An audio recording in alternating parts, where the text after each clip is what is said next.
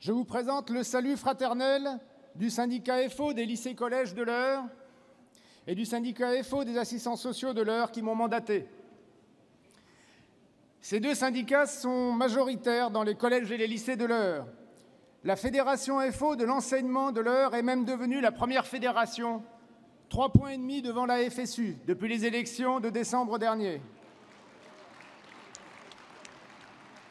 Mais mes camarades, nous avons beau maintenant être les premiers de notre département, nous ne gagnerons pas seuls contre le décret Hamon qui casse le statut de tous les enseignants, qui les soumet aux décisions locales, à la redéfinition de leurs obligations, établissement par établissement, qui redéfinit leur salaire établissement par établissement et est conçu pour nous faire travailler plus et gagner moins, nous faire passer notre temps en réunion et faire de l'instruction une mission parmi d'autres.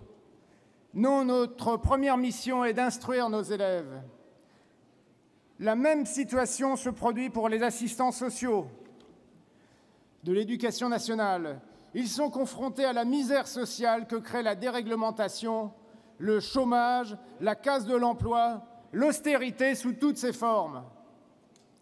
Chacun dans notre syndicat, nous sommes confrontés aux ravages de l'austérité et du pacte de responsabilité.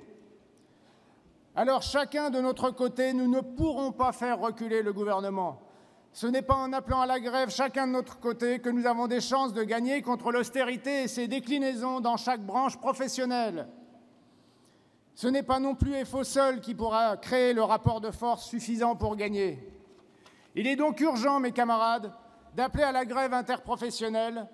Nous le savons, elle ne se décrète pas, elle ne se déclenche pas par magie, mais la grève, nous savons la préparer, nous savons en créer les conditions, nous savons rencontrer les autres organisations syndicales et nous savons rechercher l'unité sur les revendications.